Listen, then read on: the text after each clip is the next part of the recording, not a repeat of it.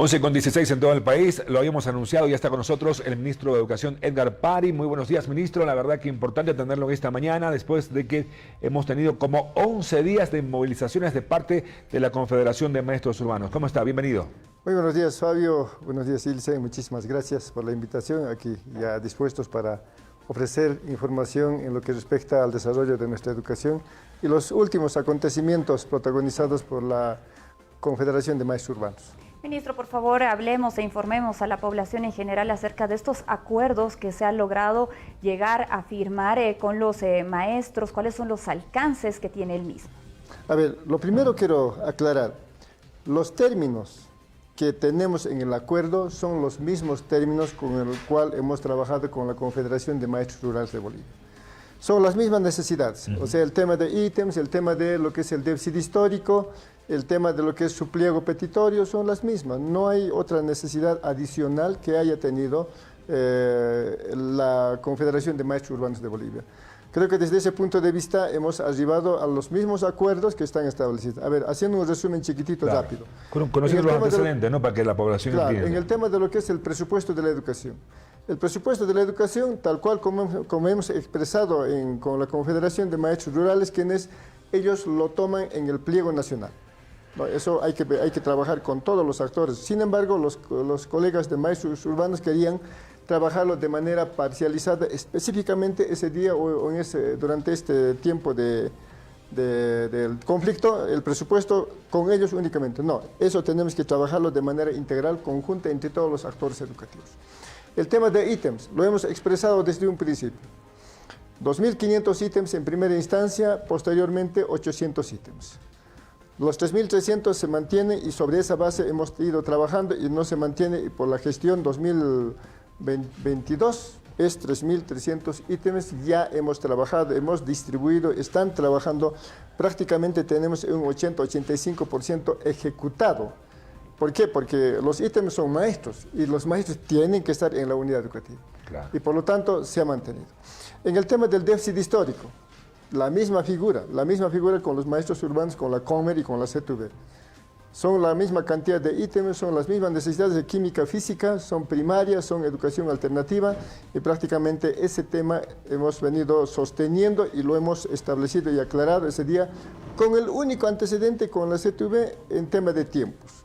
Sin embargo, con el Magisterio Rural ya venimos trabajando ese tema, porque eso es un trabajo exclusivamente técnico y está establecida ya en el trabajo del Ministerio de Educación. Entonces, únicamente la diferencia de que ellos participan como observadores, como veedores, nada más eso.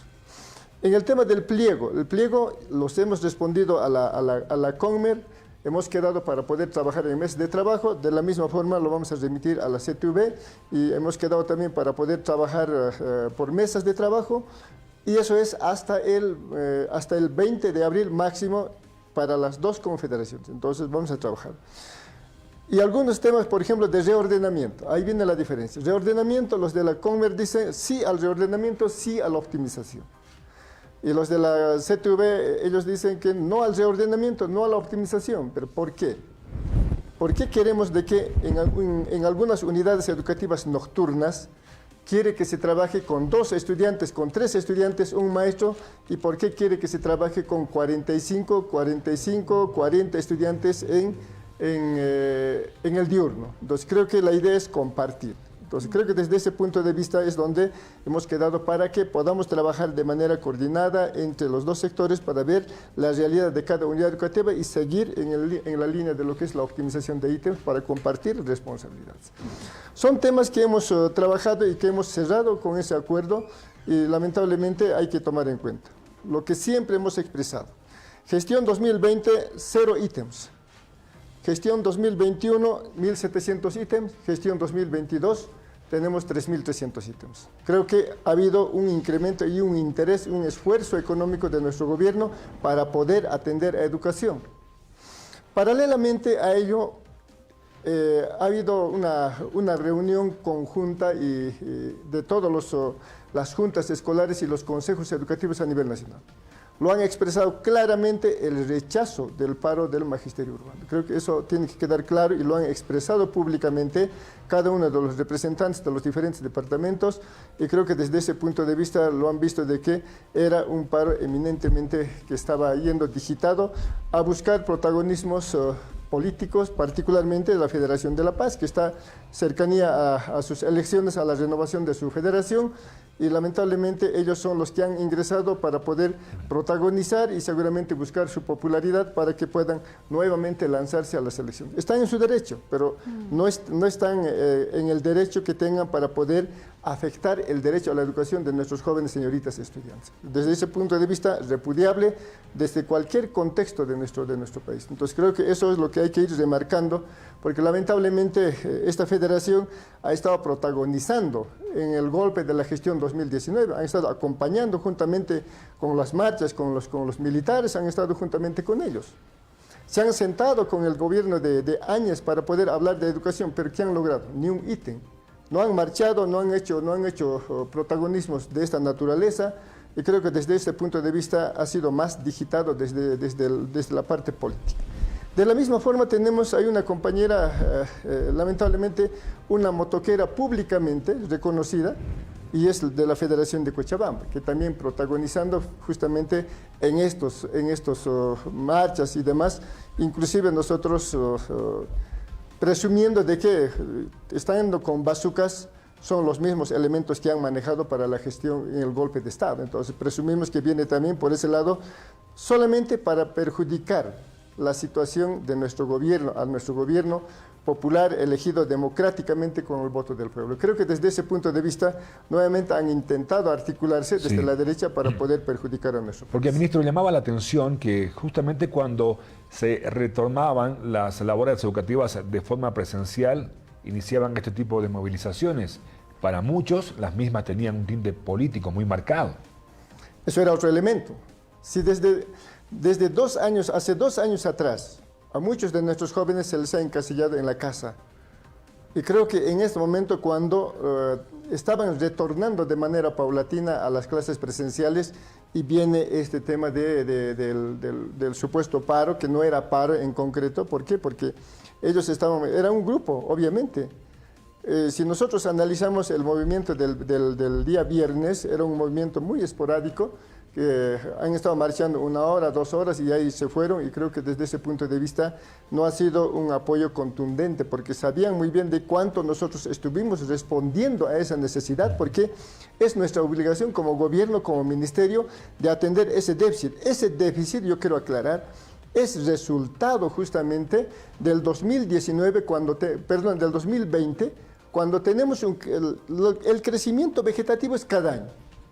Y la gestión 2020, el crecimiento vegetativo de la gestión 2020 no ha sido atendido. Hoy estamos justamente con esas consecuencias de la no asignación de ítems en la gestión 2020. Bueno, vamos a asumir, pero se tiene que quedar claro, lamentablemente, como resultado del gobierno de facto, hoy lo estamos pagando esas consecuencias, particularmente nuestros jóvenes señoritas. No es momento de ir a un paro, ministro, tomando en cuenta de que se está retornando a las clases presenciales paulatinamente. ¿Cuánto se está destinando? ¿Cuál es el presupuesto que se tiene para la creación de estos 3.300 ítems? Bueno, en este momento lo que nosotros tenemos ya clara la figura, son 3.300 ítems que están, es un presupuesto que no lo tengo en este momento estimado, pero sin embargo es un presupuesto, es un esfuerzo económico grande de nuestro gobierno priorizando la atención. Si nosotros analizamos gestiones anteriores en el tema de lo que es los ítems, tenemos nosotros aquí el resumen de ítems. Ese resumen de ítems, cuando los últimos 3 años, desde la gestión que nosotros asumimos como gobierno y también anterior gobierno, también en el del proceso de cambio.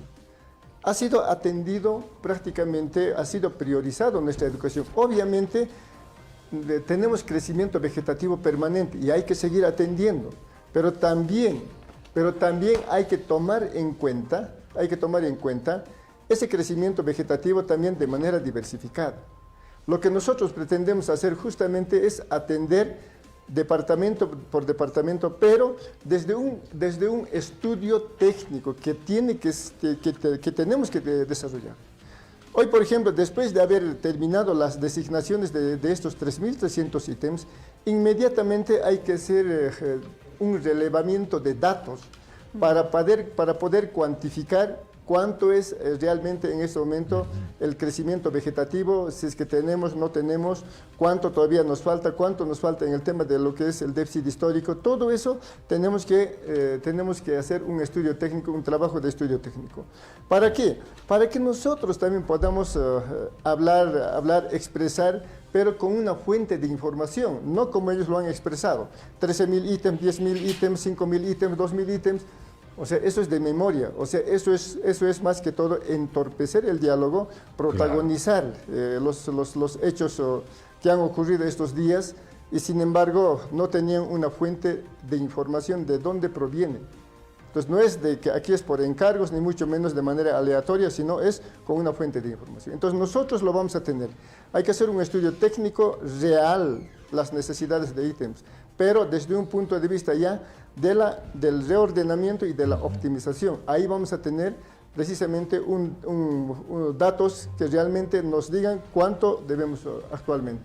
Entonces creo que desde ese punto de vista estamos trabajando y vamos a seguir trabajando para que no perjudiquemos a nuestros jóvenes estudiantes, porque hoy más que nunca necesitamos apoyar, necesitamos profundizar los aprendizajes y en ello juegan un rol importante nuestros colegas maestras y maestros. Nosotros agradecemos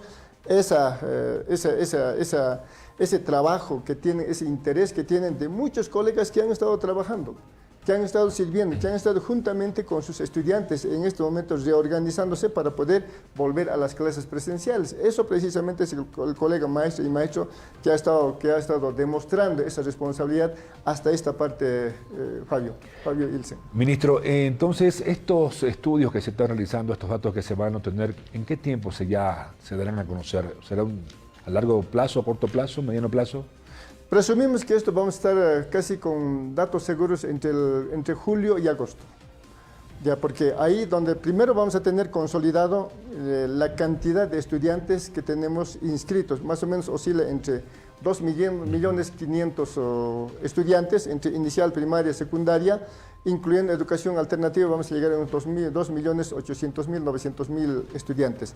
Lo primero, consolidamos esa cifra.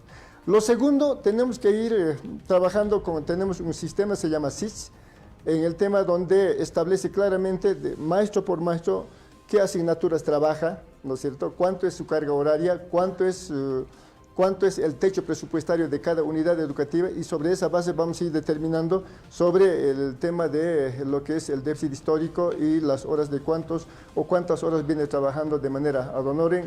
Todos esos temas vamos a ir trabajando. Ahí también queremos aclarar, hay de muchos colegas que les han entrevistado que lamentablemente no han sabido responder.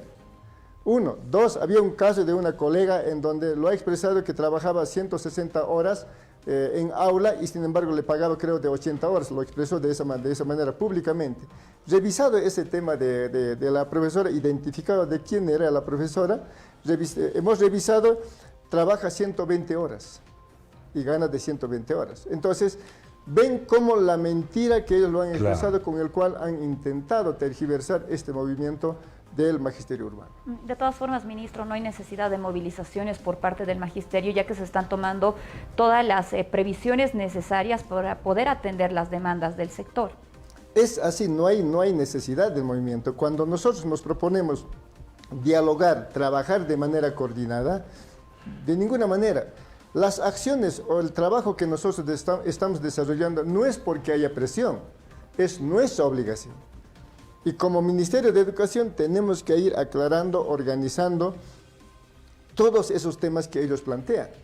Obviamente también vamos a ir, si es que el caso amerita, sancionar a las directores de unidades educativas o directores digitales quienes no están trabajando de manera adecuada, también, porque no podemos nosotros permitir que haya una información falsa. No podemos permitir que directores de unidades educativas y directores digitales que estén dando permiso para este tipo de hechos. Eso tampoco vamos a permitir, eso vamos a sancionar, sea director de unidad educativa, director digital, subdirector, director departamental. Creo que nuestra obligación de nosotros es responder de acuerdo a las necesidades reales que tenemos y a las exigencias que tenemos en cada una de las unidades educativas del país. Más ahora que estamos recuperando ya la educación en nuestro país.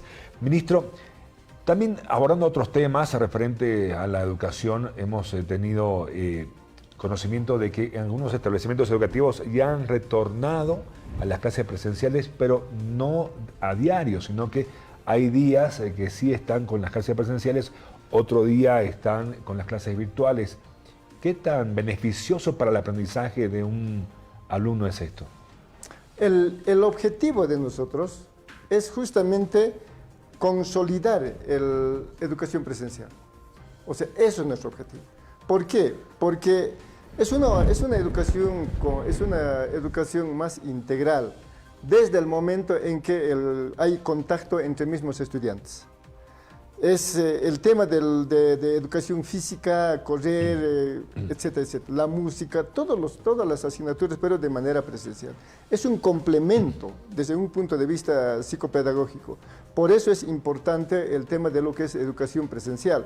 Obviamente, en este momento, paulatinamente están retornando a las clases presenciales. Están consolidando las clases presenciales. Desde lo que es casi se ha descartado el tema ya de educación virtual. La semipresencialidad está con la presencia y también con la parte virtual, pero ya de manera combinada. Y en el alto porcentaje está la educación presencial. Estamos nosotros sobrepasando el tema del 99% de las clases presenciales y algunas otras unidades educativas que están en esta línea de lo que es la semipresencialidad, pero presumimos que en el transcurso de esta semana se va a ir consolidando.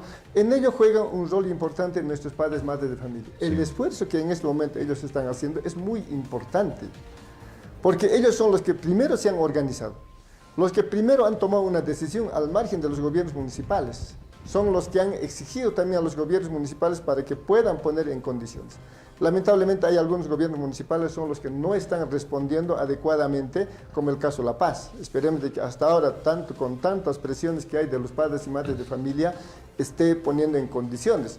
Hemos visto a unidades educativas lamentablemente en condiciones paupérrimas que no responden a esa necesidad. Lo que sucede en Santa Cruz. Exactamente, el caso en Santa Cruz, muchos establecimientos educativos están con la infraestructura totalmente deteriorada y es más, los alumnos pasan clases en el patio, sentados en el suelo.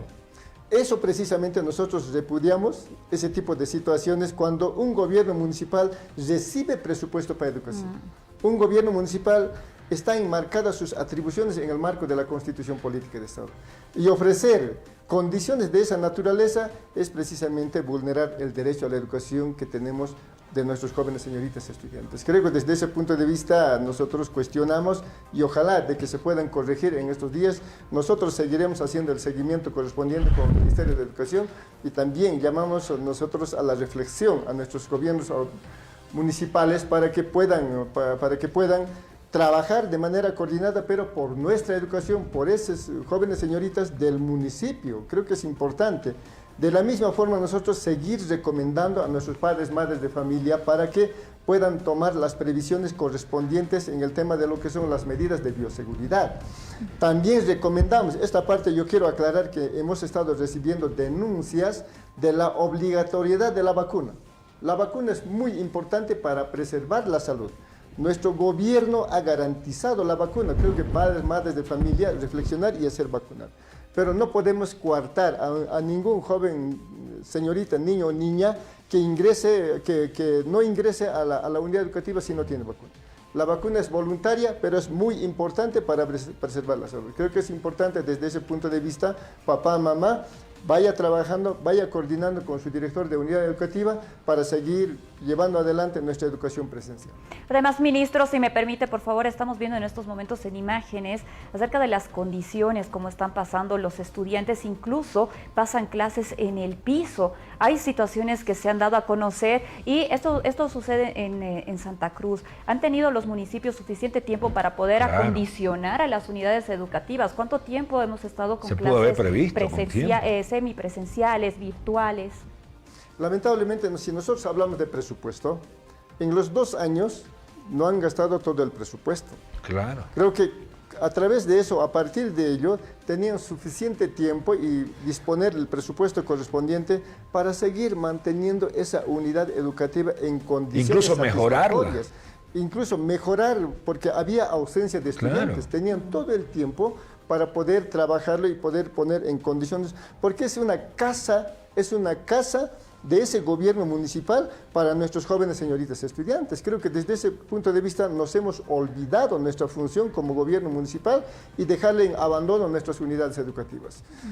Lamentamos mucho que eso esté pasando y por eso nosotros ya cuando nosotros asumimos como ministro de Educación habíamos hecho un llamado en la gestión 2021, en el mes de noviembre, para que los gobiernos municipales en el tiempo que queda entre diciembre y enero puedan poner en condiciones para volver a las clases presenciales, porque nuestro objetivo como gobierno siempre fue volver a las clases presenciales, a no ser que haya ese contagio que siempre nos ha estado informando el Ministerio de Salud, y sobre esa base es precisamente donde tomamos esa decisión de lo que es las clases virtuales en contextos donde había alto contagio y las clases virtuales en contextos donde había alto contagio y las presenciales en contextos donde no había contagio. Y eso es lo que se ha implementado y ojalá que con todo ello podamos seguir adelante, reflexionar, trabajar y poner en condiciones para poder ofrecer condiciones satisfactorias para desarrollar el aprendizaje de nuestros estudiantes, porque de ahí parte la calidad educativa. La calidad educativa no solamente es una responsabilidad del maestro o la maestra. Ahí interviene infraestructura, equipamiento, la parte de lo que son la parte de los insumos para la educación, el tema de la participación de nuestros padres, madres de familia. Todos los actores educativos jugamos un rol importante para poder lograr desarrollar la calidad educativa y desde ese punto de vista invocamos a cada uno de nuestros actores para seguir trabajando en esa misma línea. Claro, en estos momentos deberíamos estar trabajando en el tema de acondicionar las unidades educativas con las medidas de bioseguridad y no así las infraestructuras en general. Eso es lo que en este momento estamos pidiendo y ojalá de que en el transcurso de estos días podamos trabajar, poner en condiciones y que no veamos a nuestros jóvenes señoritas pasando clases afuera, en el patio, sentados de manera no adecuada. Creo que eso es lo más repudiable que tenemos desde cualquier contexto, desde cualquier autoridad, que no lo podemos ver. Así como nosotros como Ministerio de Educación habíamos intervenido de manera inmediata casos hechos, por ejemplo, que pasaron en Tarija, como también en La Paz, por el tema de lo que es las lluvias. Creo que intervenciones inmediatas, y creo que desde ese punto de vista gobiernos municipales deben intervenir de manera inmediata en estos hechos que acontecen. Perfecto, ministro. Queremos agradecerle como siempre por visitarnos, por explicar estos temas tan importantes para nosotros los padres de familia que tenemos hijos ya en las unidades educativas. Gracias y hasta una próxima oportunidad. Muchas gracias, Fabio. Gracias, Ilse. Un abrazo, felicidades. Bueno, sigamos adelante por el Día del Padre Fabio y bueno, por el Día del Radialista también, a todos los periodistas, sí, que era el día de ayer. Entonces, les felicitamos a cada uno. Feliz Día del Padre, ministro, también. Así es. Muchísimas gracias. Muchísimas gracias a usted, ministro, por haber estado con nosotros y estamos atentos también para el retorno de clases en un 100% presencial. El ministro de Educación, Edgar Pari, estuvo con nosotros para podernos hablar del acuerdo que se ha llegado con los maestros, las demandas